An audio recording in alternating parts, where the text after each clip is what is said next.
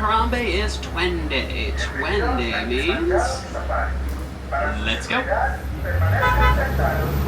Well, Jumbo friends, my name is Aiden. I will be your guide through the Harambe Wildlife Reserve on our 2-week expedition together. A few reminders though, before we do get out onto the reserve, to please remain fully seated at all times, keeping those hands, arms, feet, and legs inside the truck. If you plan on taking any pictures, take extra care to hold on to those cameras, those phones, any and all loose articles for that matter. Cannot stop, will not stop. Will not be leaving the truck to retrieve anything that falls overboard.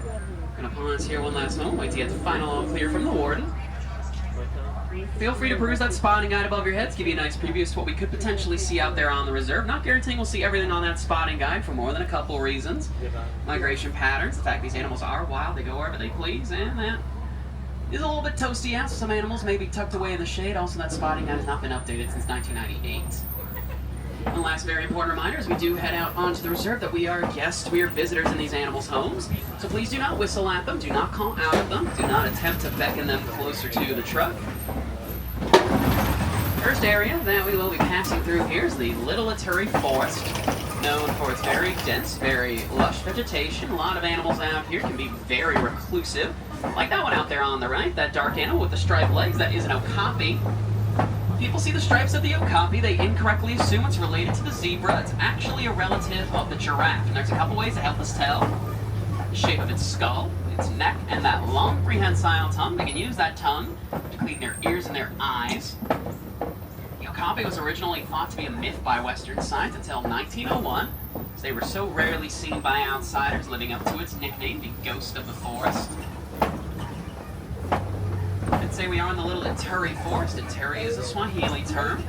Funnily enough, also means little, so it is the Little Forest. A lot of animals also out here have also adapted forms of camouflage.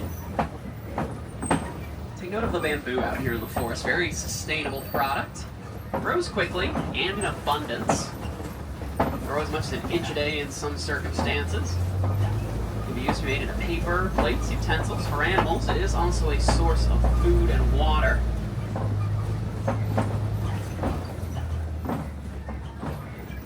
The animals out here really are hiding away right now.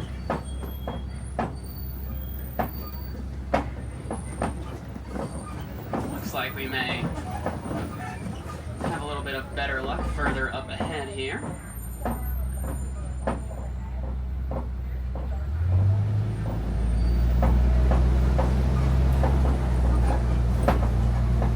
Some antelope lying down up on the hill on the left there. Those light brown ones, those are greater kudu.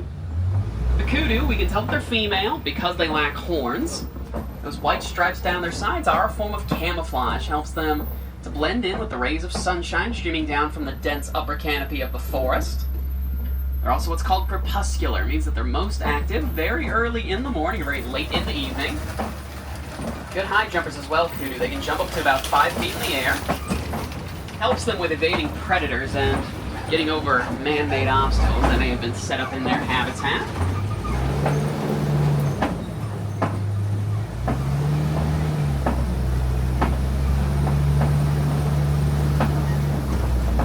Now approaching the banks of the Safi River. Safi is another Swahili term, loosely translated. It can mean fresh or it can mean clean, really all depends on who you ask. A lot of animals here will either be down in the water or up on shore. Looks like there are some Nile hippos down there on the right, behind that island there.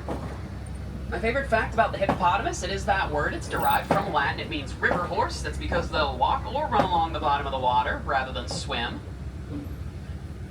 White and gray birds here. These are pink-backed pelicans. They get that name from the pinkish hue that comes in on their backs during mating season. They are colonial nesters. What that means is they'll nest in large groups together, sometimes as many as 500 in size. those eyes on the water. Chance we could see some more hippos. They spend most of their day in the water. Their skin is very sensitive to direct sunlight. When they do come up on land, it's typically at night to feed. And travel on land up to about 6 miles from the stretch of river that they lay claim to. When they come up on land during the day, they can excrete a red liquid through their skin that's called blood sweat. Not actually blood though, only called that because of its red color. Coats their skin, acts as a form of natural sunblock. Hippos, they can even sleep underwater. They can hold their breath for several minutes at a time, and when they need to take a breath, their heads are buoyant enough that they just float to the surface, take that deep breath, then sink back down, all while staying asleep.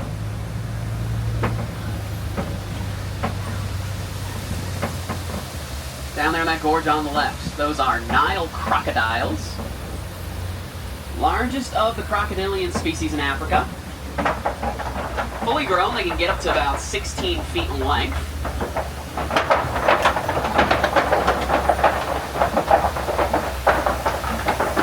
Very good mother's Nile crocodiles. Those are younger, having trouble hatching, they'll take those eggs, roll them around in their mouth, try to help them hatch.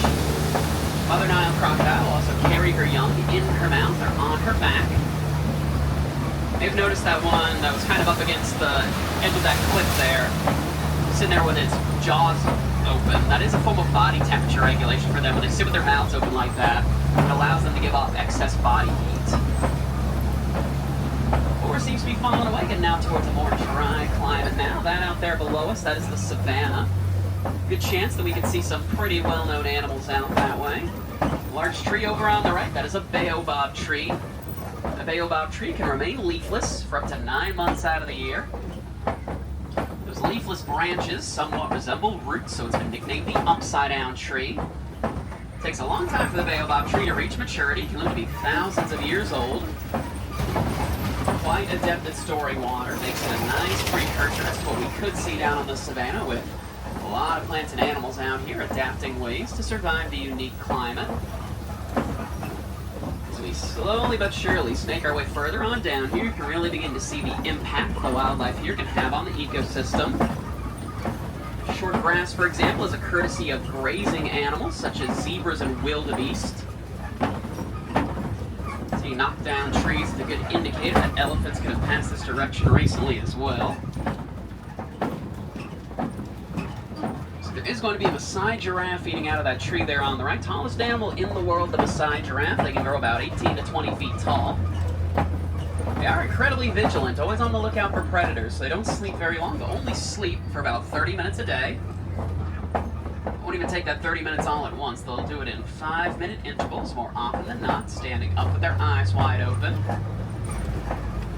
You see a den up ahead here on the left. That likely means predatory animals, and it does look like, yep, laying down inside that den there, those are African painted dogs.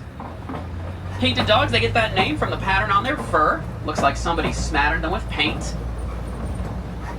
They're pack hunters, very efficient, fiercely loyal to one another. Pack will be led by a dominant breeding pair, a male and a female. They're closely related to domestic dogs. Key difference though, domestic dogs have 5 toes, those painted dogs only have 4.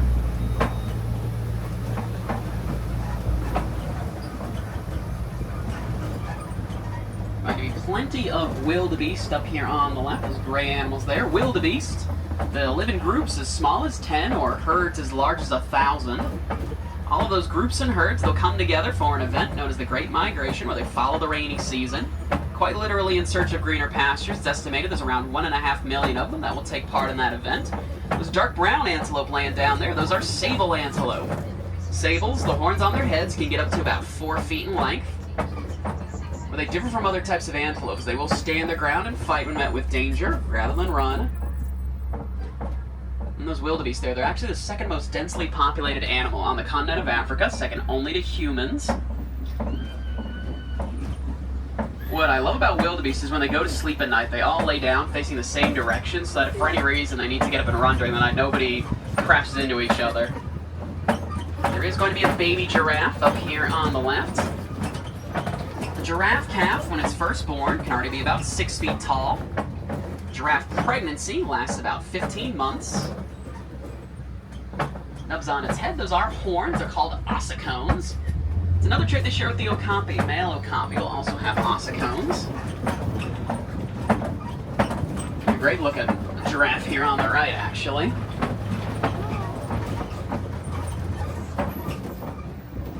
Oddly enough, they actually have the same number of vertebrae in their necks as we do, a total of 7. Way off in the distance on the right, looks like there's some zebras out there. Accurately, those are Hartman's Mountain zebras. We can tell that because of their white underbellies. Their stripes do not go all the way around. You can also tell from their black noses that they are black with white stripes. Baby zebra, when it's first born, will imprint on its mother. That way it's able to recognize her unique pattern. They have a little flap of skin under their neck, zebras. That's called a dewlap. The wildebeest have it as well. Allows for the greater circulation of blood, helps them to regulate their body temperatures.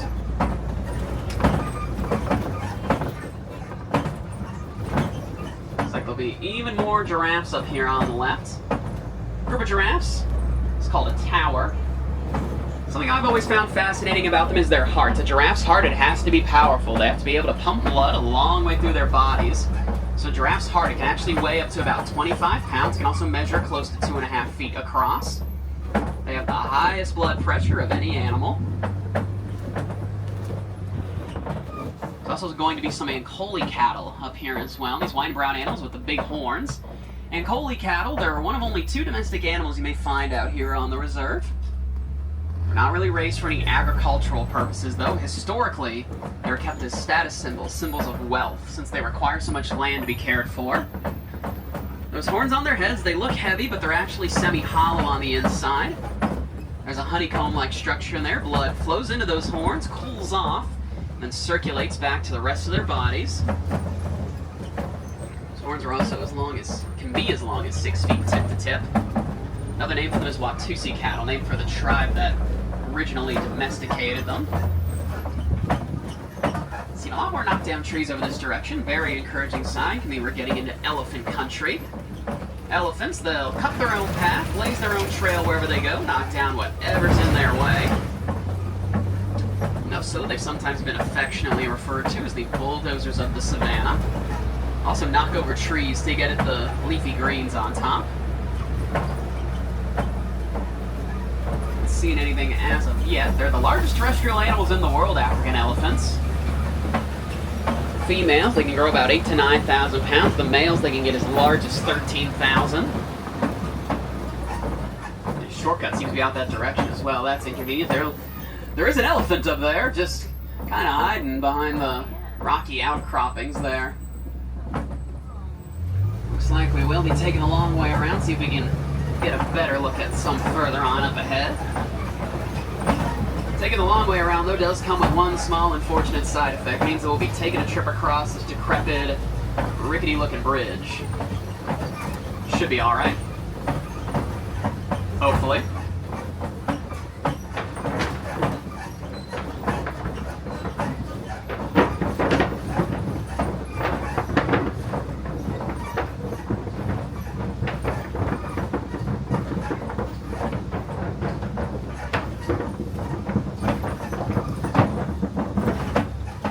Made it. Amazing what a little duct tape and zip ties can accomplish. I'm passing through some red clay pits now. Elephants, they love this red clay. They do eat it. A lot of minerals in that red clay. That's good for the elephants. So to them, it's like taking a daily multivitamin. See if we can find some up this way. They live in a matriarchal society. What that means is their family groups will be led by the dominant female. Male elephants, once they get to a certain age, they'll leave the family group either on their own or they'll be kicked out. Sometimes, though, they will join up with other young males and form bachelor groups. We notice some more baobab trees out this direction as well. Elephants, they're very smart. They know these baobab trees store a lot of water, so something really cool that they can do. You puncture the bark with their tusks and they can drink the water out those baobab trees store up. So you can probably imagine it takes a lot to sustain an African elephant. They'll drink about 30 to 40 gallons of water a day. They'll also eat between 300 and 500 pounds of food, all of which will get shoveled in with their trunks. We'll have more muscles in that trunk than we have in our entire bodies.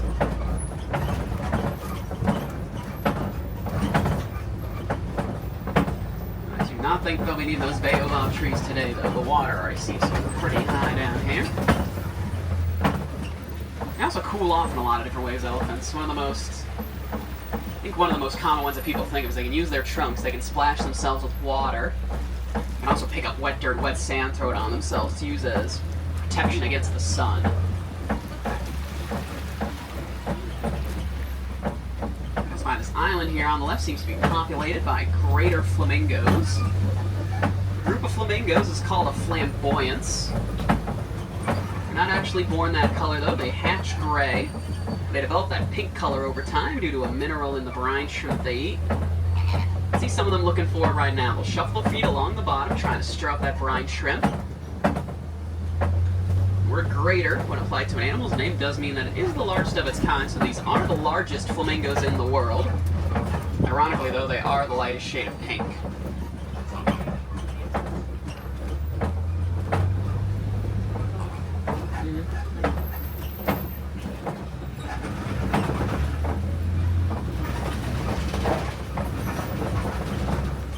Looks like we will get to see my favorite animal on the reserve up here on the left. These are white rhinos. The term white, it actually has nothing to do with their color. The Afrikaans and the Germans, they called them white rhinos. So their wide, broad-shaped mouths, that was later mistranslated to white in English.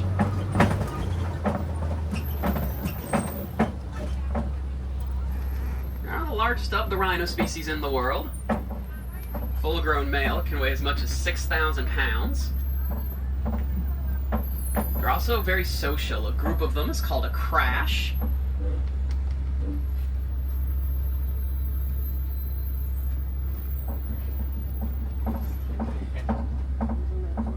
Like most rhinos, they are tragically poached for their horns, made of a substance called keratin. Same as what's in our hair and our fingernails. It's believed for a long time those horns held medicinal properties. We now know that that's not the case. They also don't see very well, rhinos. They rely much more on their sense of smell and sound to navigate. So they likely heard us coming from a long ways away. But visually, we're just a blur to them right now. You even see their ears, how they kind of flicker and move independently of one another to follow the sound.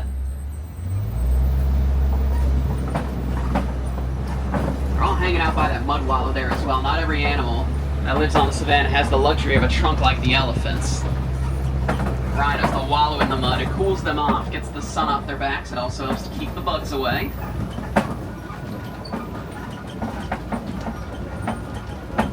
Looks like there's some cheetahs up here on the left, laying down on this grassy area here. You see one laying down right there. Fastest animal in the world on four legs, the cheetah. They can run up to about 60 miles per hour.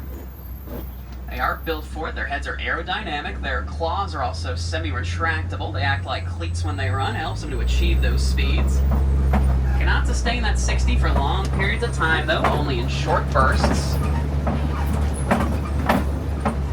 They also don't roar like lions and tigers. Cheetahs, they'll communicate with short little yips, squeaks, chirps, chatters, and meows, almost like regular house cats.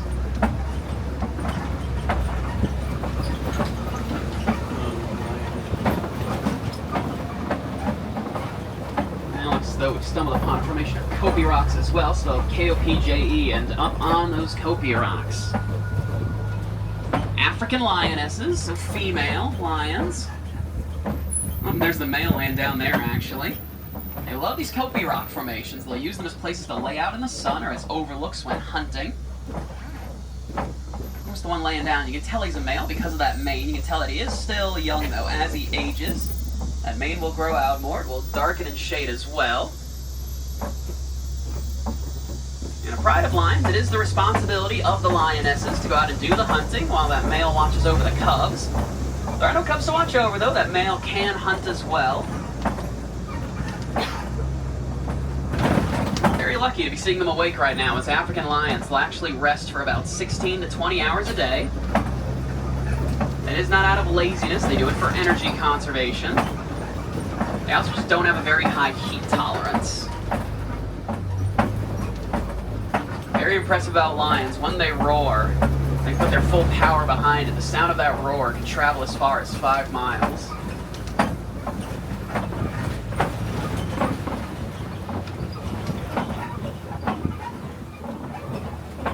See what else we can see down this direction. Looks like there are going to be some waterbuck down here, but off on the right.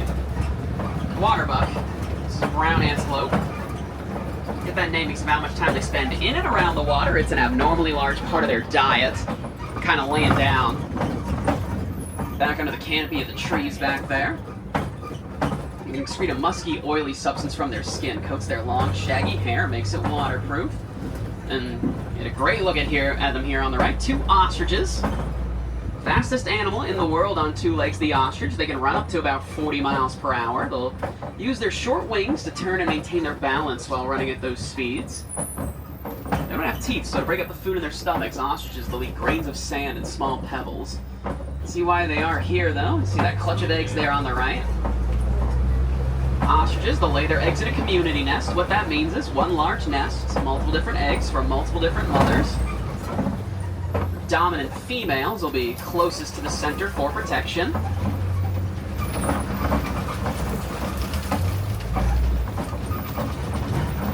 Just one of those eggs can weigh up to 3 pounds, the equivalent of 24 chicken eggs. Very sturdy as well. Full-grown male ostrich can stand on one of those eggs and it will not crack. Passing by the warden's post here, you look to the left, you'll glimpse the warden's latest project. These are Nigerian dwarf goats. A lot of animals we saw out on the reserve do face habitat fragmentation due to large-scale farming. So these goats, they're a great alternative. They don't take up nearly as much space. The milk they produce, very popular, very sweet. Depending on what the farmer wants to sell, can sell the milk on its own. That milk can be made into cheese. Some farmers, that milk can be made into soap. Seeing that warden's post, though, does remind me that we are slowly but surely making our way back towards the village of Harambe. Those 2 weeks together seems to have just flown right by. Feels like we really got to know each other. Got to see some pretty cool animals out there on the reserve, all with their own unique habits and traits for helping them navigate life, so kind of like us in a way, I like to think. Some of the animals we did see out there, though, like the giraffes, the rhinos, they are endangered, and it is my hope that we are able to keep them around, that future generations are afforded the same opportunities we are to see them and to learn from them. It was Walt Disney himself that said, conservation is not a business that concerns just a few of us, it's a matter that concerns all of us. So when everyone is playing a part, it can add up over time to make a difference. Great way to help out animals like the white rhinos as far as cycling electronics batteries. A lot of mining takes place in their habitat for a metal called coltan, same as what goes into a phone battery. This is ordinarily where I would say goodbye. We don't like to say that out here in Harambe, though. Sounds far too sad. Frankly, it's far too final. So I will leave you with a Swahili word. That word is kwaherini, which means to go well. So kwaherini, friends, go well, go wild, go learn more about the unique animals we share this little blue marble of ours with. Asante sana, that means thank you. Thanks for riding with me. Thanks for putting up with me for the last 2 weeks. On the right, watch those hands, arms, feet, and legs. Doors will be sliding on open. Watch your step as you exit.